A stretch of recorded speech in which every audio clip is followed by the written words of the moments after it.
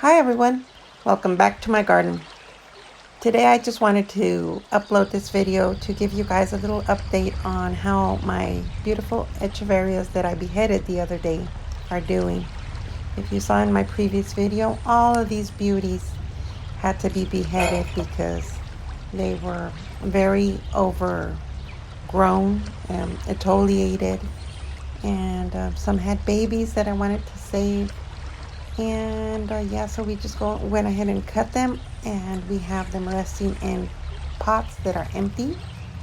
And here I'm showing you one of my ruffled red Echeverias, one of the babies. They've calloused well. Um, that looks like if it's got little roots, but it's not roots, it's part of the stem. Um, so far they haven't really shrunk a lot. It's understandable for these since they are not getting the moisture from the ground when you cut them to kind of shrink a little bit. But they're doing great.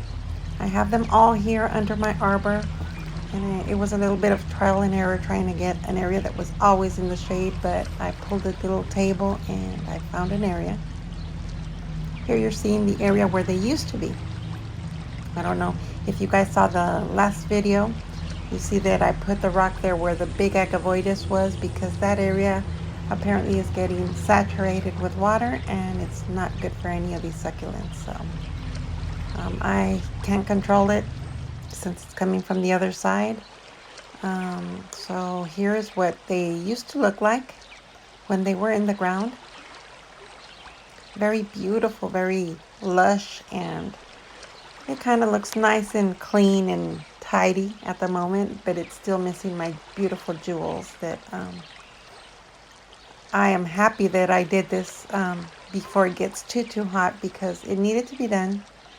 My Sahara, oh, gorgeous girl. She looks still very beautiful, but she had babies under, which are doing pretty good. And look at that.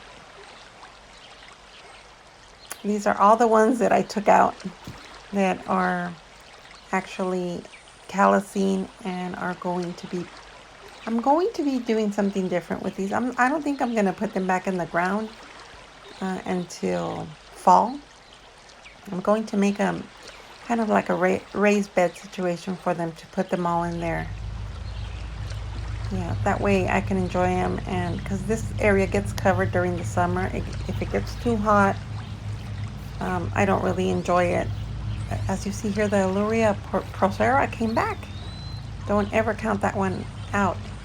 I do see a lot of spider web, which is just part of going into summer. The spiders are out because it's getting hot. My beautiful Plantias, oh my goodness, we have harvested probably like 3 times already, and they're ready for another harvesting of petals. And I do have a video when we did that and what I did with them. So if you want to check that out on my channel, you can. But look at this. Wow. The Ritas, the purple paddle ones, they have babies. Oh my gosh, I bought these a long time ago.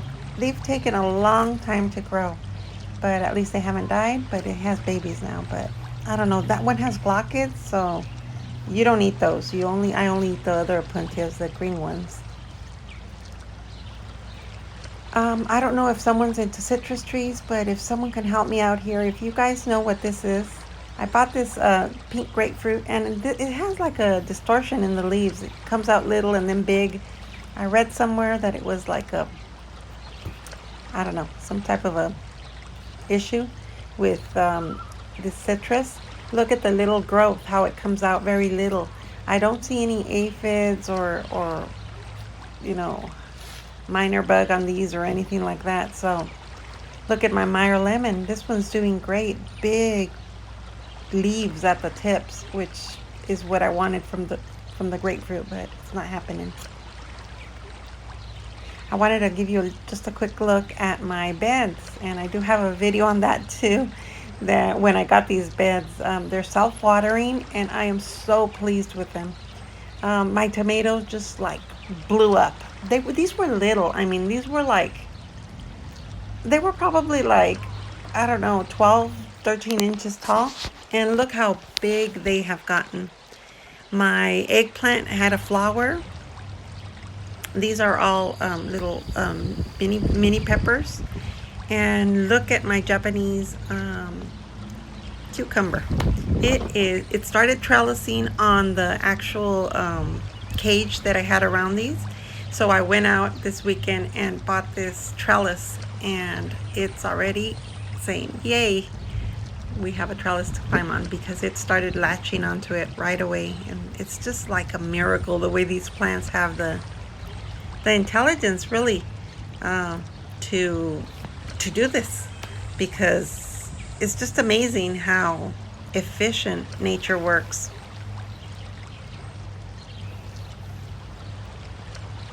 Yep, again, if you guys know what this is, please help me out here. Leave it in the comments below. I'd really appreciate it. I might have to take this one back, I'm not sure. Oh, and here I'm showing you these aeoniums I had cut in a previous video. They're doing great. They're a little bit stressed, which makes them even more beautiful. Here's the babies of all the ones that came off of the big Echeverias. I did take some to my daughter to put in her garden. And yeah, these are the rest, which are going to be going in that raised bed that I mentioned. And as you can see, they've calloused nicely. I mean, there's no rotting, no nothing. And again, they haven't really shrunk a lot. And this red ruffled Echeveria again, oh, love it, love it. It was just a producer, had tons of babies. Here you're seeing the bed that I'm going to be, this is just like a cement mixer, and I'm just going to make holes under. And or wait, I might make it a self-watering one, but I don't know, because succulents, they don't really need a lot of water. So yeah, it's not a self-watering one. I'm going to make it just a regular one, and I'm going to buy another one to make it a self-watering one. It's kind of an experiment, and see if I can make one a little cheaper than these that I bought, even though they weren't bad. They were $29. And again, all those veggies are doing great because they are self-watering. So yeah, I have my shades. This one stays up year round. I do have to reinforce it, do something else with it, and I'll bring you guys along for that. But for now, it's doing good, because this is the hottest part of the garden. Look at the copper spoons. Oh my goodness, they are beautiful. It's like a velvet, like a sienna velvet color. Again, it has a lot of spiders though. I have to get out here with a little brush and clean them up. But spiders are not detrimental unless they're spider mite to the garden. So I'm not too worried. It's just like messy and drives me nuts. But yeah, here you're seeing the garden afterwards. It still looks gorgeous and pretty full. I have all my aloes in here, most of my aloes. And I did leave some Echeverias here, and some cacti and cotyledons. And yep, another look at the beautiful copper spoons here. I don't know if you guys recall that I cut the tip off of this one because it wasn't bushing out. So it did bush out. It was growing very long and tall and lanky, and that definitely helped. All right, everyone, I hope you guys enjoyed taking a look at my garden with me, just doing a follow-up. And I hope you guys are safe and healthy wherever you guys are. Again, thank you so much for watching. Thank you for subscribing, and welcome to all the new subscribers. I will talk to you guys later.